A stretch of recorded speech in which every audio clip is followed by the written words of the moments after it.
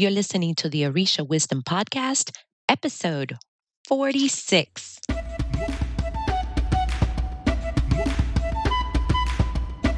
Welcome to the Orisha Wisdom Podcast, where positivity and spirituality create an enhanced life's journey with the wisdom of Ifa and Orisha. I am your host, Omileti Olubunmi.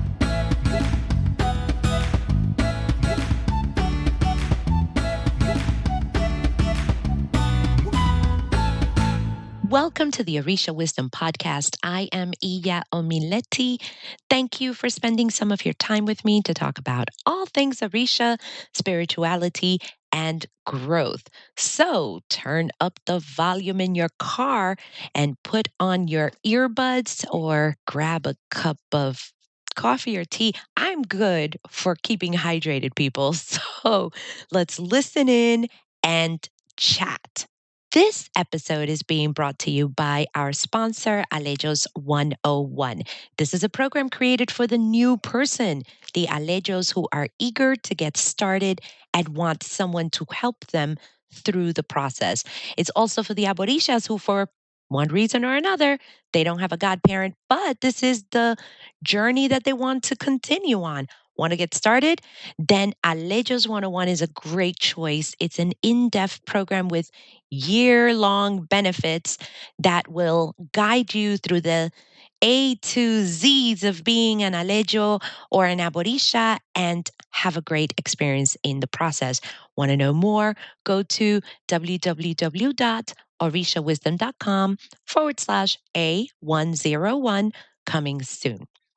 This is an Ask a Priest episode. For those of you who are new to the podcast, welcome. This is a series in the podcast where you, the community, asks questions that you've always wanted to ask an Orisha priest. Like if you see a babalao, you see a santera, you see an olorisha, you've always wanted to ask. And maybe you just don't know them. Maybe you just see them from afar and they're like, oh, they're never going to talk to me. This is your chance. I will put on the show notes how you can ask your burning question for a chance for it to be answered here on the podcast. In case you really want to know, it's orishawisdom.com/ask a priest, no dashes. With that, let's get this episode started. Jackie asks, how do I go about choosing a godfather? First of all, thank you so much for your question. I mentioned in the last podcast episode that it was going to be the perfect segue for this episode. And here we are. This is a great question and one that we get asked so many times, and the answer differs from person to person, but the process stays the same. I'm going to, in this response, it's not an all rounded, like it's not an all inclusive response, but it's going to be a great start. And I am going to include a few resources to help you with this. And you all know how much I love lists. So, in no particular order, here you go. Number one, I know that you mentioned Godfather. It doesn't have to be a godfather. It could be a godmother. It could be either or. I just wanted to point that out. First things first, because it stood out just now. I'm like, wait, she said godfather. It could be a godmother. I have a godmother. Anyway, I just thought that I would point that out. I'm sure that's what you meant. But just in case, there you go. A very important point that I am going to bring up is to do your homework. If you have been part of any, and I mean any amount of forums, you might have gotten somebody who may have rudely or just very bluntly told you, do your homework. Don't just jump in because someone told you something profound and you're like, oh my God, this is a sign. There are a lot of things to consider, and you must honor the process. Let's talk about homework. What does that mean in our discussion right now? A couple of things. Let's see. What lineage is it that you're most comfortable with, and which one brings you ire? Ire means good fortune.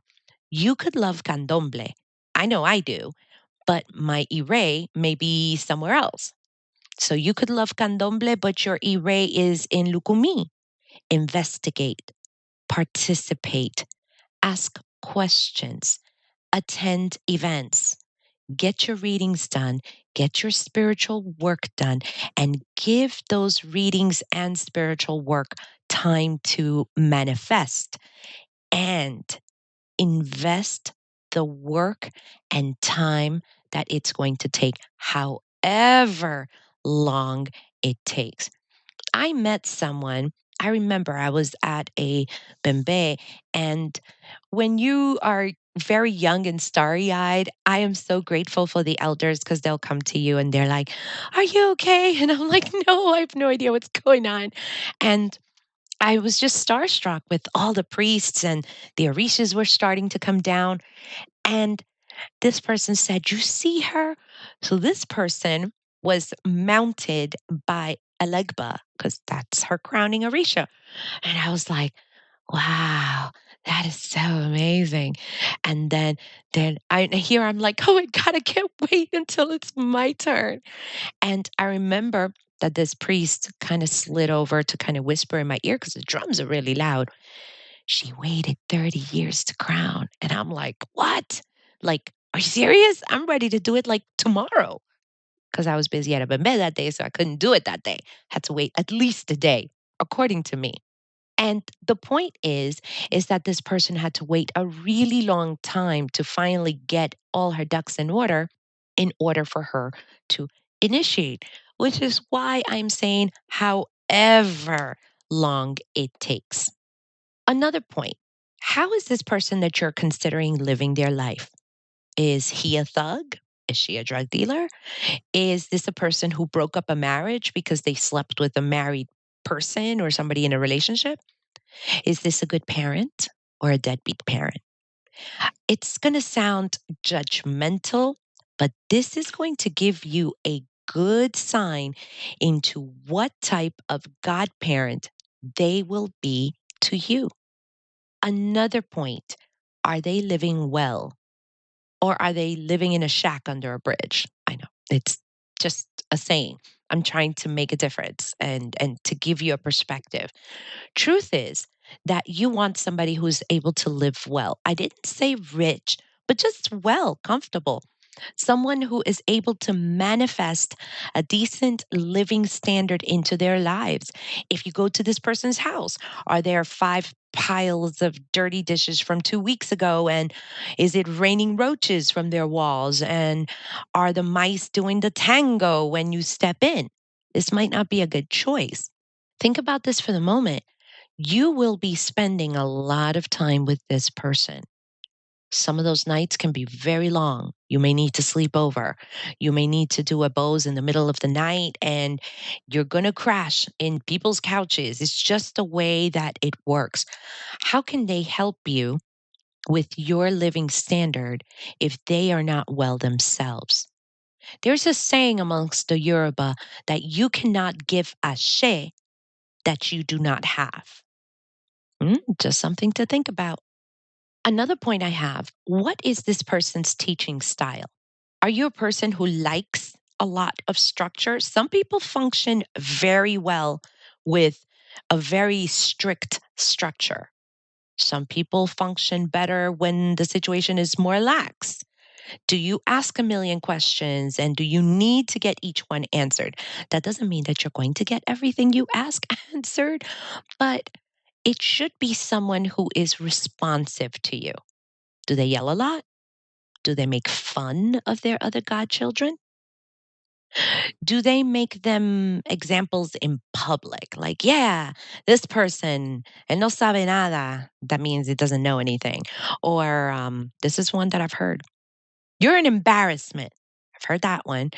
Like, you have to be very mindful and observant of how these godparents are treating their existing godchildren. Speaking of godchildren, how are they doing? Are they also well? How long have these godchildren been in this spiritual house? Have they been around a long time? Which is usually a good sign. You really want that. Or is this a Macy's revolving door? Is it a new person that you see every month because the last people just disappeared? Hmm. Do you really know this person? All of the things that I mentioned above lead me to one of the biggest points in choosing a godparent, and that is time. You have to spend a good amount of time with them to get to know them. How many events have you attended in their home? It's usually in their home anyway. Do you like the vibe of their home? Do you like how you feel after you've left their home? How many ceremonies have you attended? Even if it's to help, because you're not going to be helping out in the room with the priests if you're new. And even for many Aborishas, they don't get to help in the room, but you'll be there. You can learn a lot from what you hear and see. So even if you're there to help in the kitchen or to sweep the floor, how many have you attended? Or are you those people who are considering a godparent and you call them maybe once every 3 months when something may not be doing right? And that's when you blaze their phone. Hmm.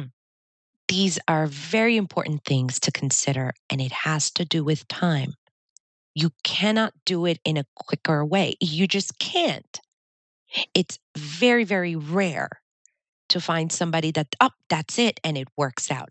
Very rare. This leads me to another point. Who can be a godparent? There's a great resource online by Iya Enyi Acho. She has been a guest on the podcast. She is the creator of aboutsanteria.com, and I love her site. It is filled with information. She is a very giving person when it comes to information. And she has this really short and sweet to the point blog post. It is, I'll put it in the show notes, but I'll tell you about it right now.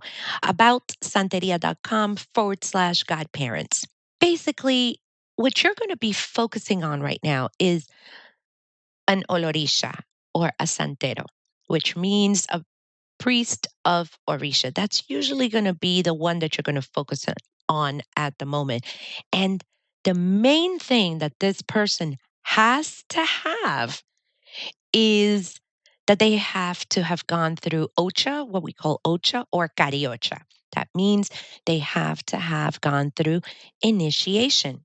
There are other types of godparents, but this is the one that you're definitely going to be focused on first. Now, let's say that you have put in the time and work for about a solid 2 years. You have attended everything that you can attend, even if it's 30 events a year, even if it's a reading or a ceremony for someone else and you really want to help out, like everything you can totally get an invite to, and you've attended and you really, really like this person. Now, now it's going to be the time to discuss some stuff. We have a free resource at Orisha Wisdom called The Top 5 Things to Know Before Choosing a Godparent. And you can get it by going to orishawisdom.com/godparents with an S. It's a great starting point for you to have those things in mind. Like, boom, this is one important thing. Boom, this is another. So, since it's all there, you can go there and get your own. Speaking about discussions, this is where I strongly, strongly suggest Oh My Godparents. This is a resource which pays for itself because it walks you through many scenarios as to the what to do, and it tackles the long prospect of this conversation. There is a set of questions that is there in this particular resource to start the process of speaking with him or her about and what to ask. And this is just a beginning, but it's a great set of solid questions to help you. You can get that at www.orishawisdom.com/OMG for Oh My Godparents. Haha, I like it. Speaking with other priests, they tell me that there was so much that they did not know when they got a godparent, especially when it came to expectations, and that put a strain on their relationship. Which brings me to the next point. You have to know fully what is expected from you and discuss it thoroughly. Whatever scenarios you come up with, discuss them. This is going to be so important.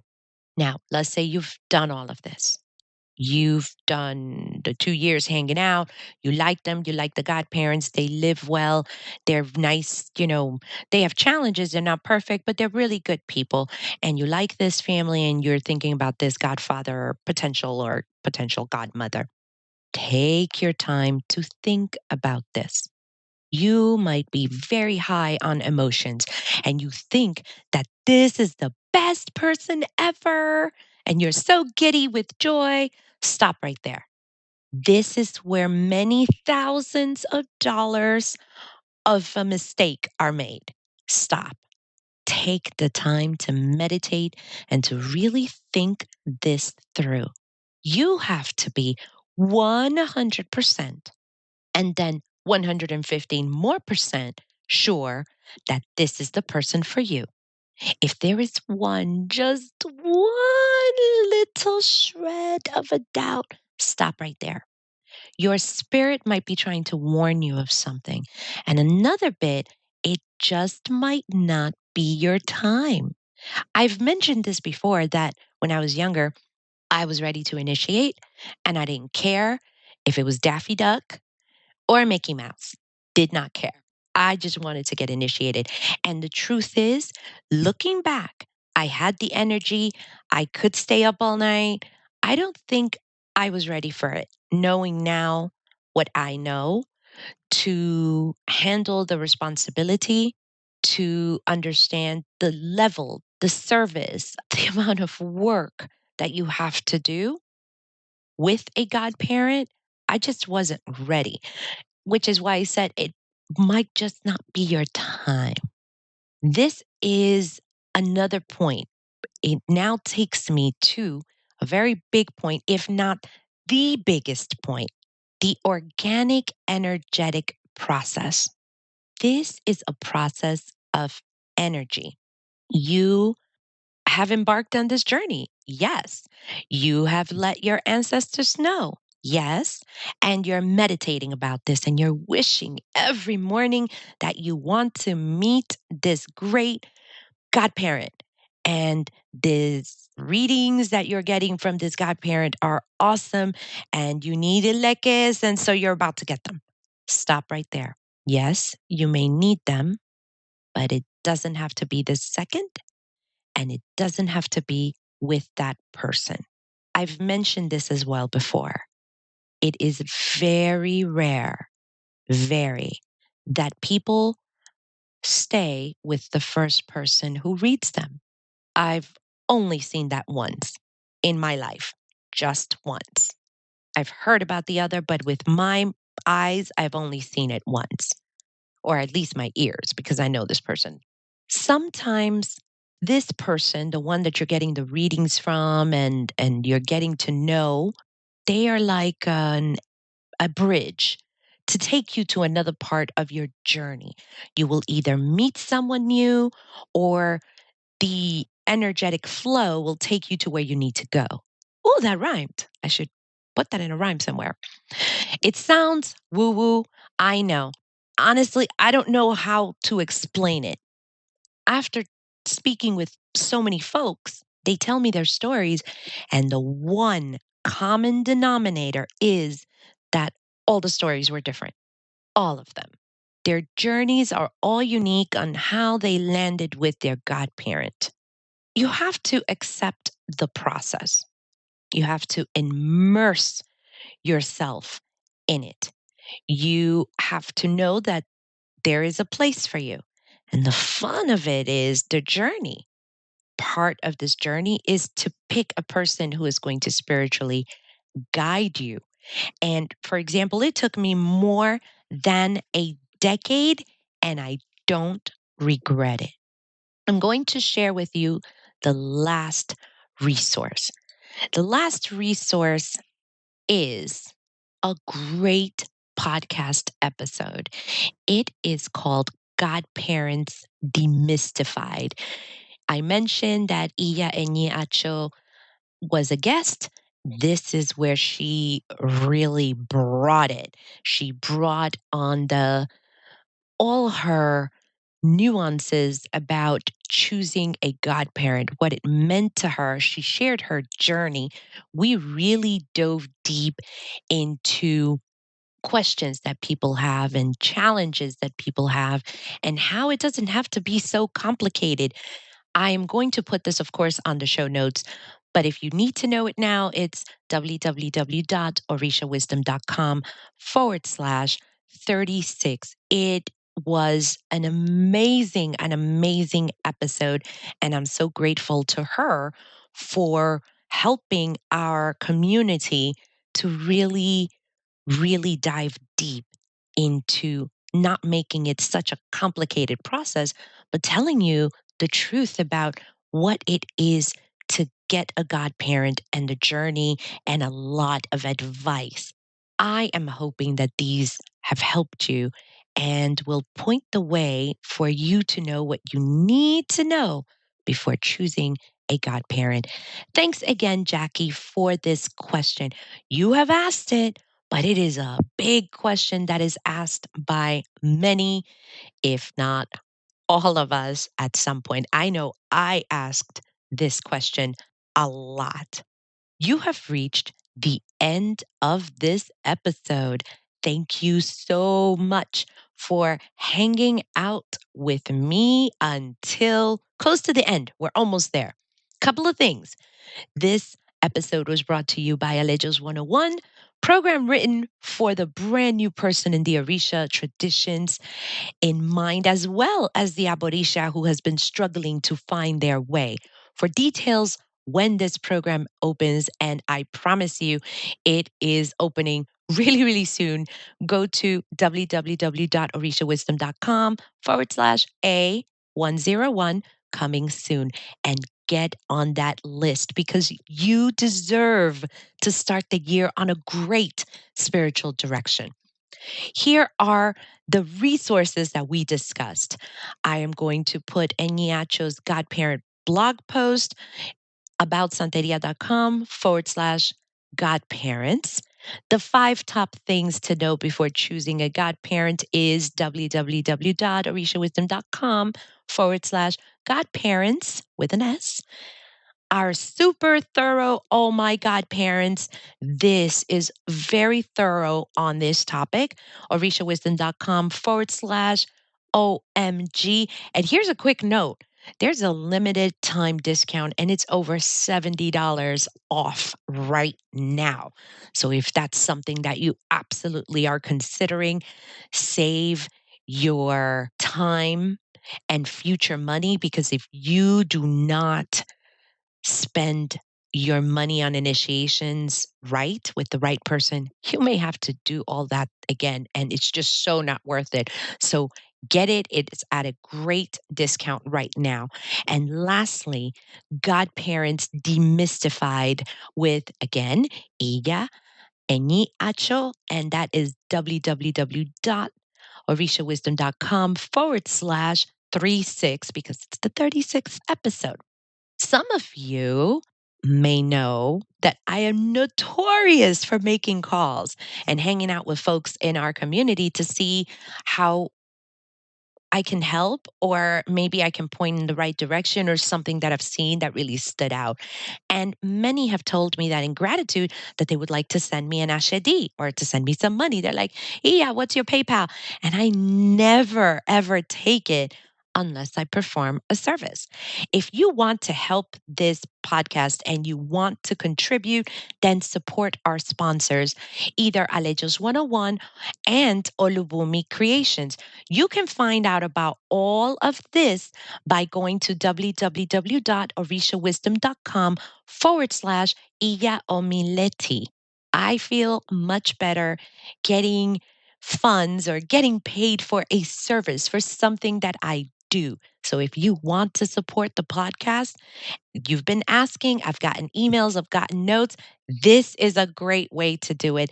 And I'm thrilled to do it because now we're having an even exchange of energy, especially since we now are going to have Orisha merch and other art. Yes, Orisha mugs, Orisha t shirts.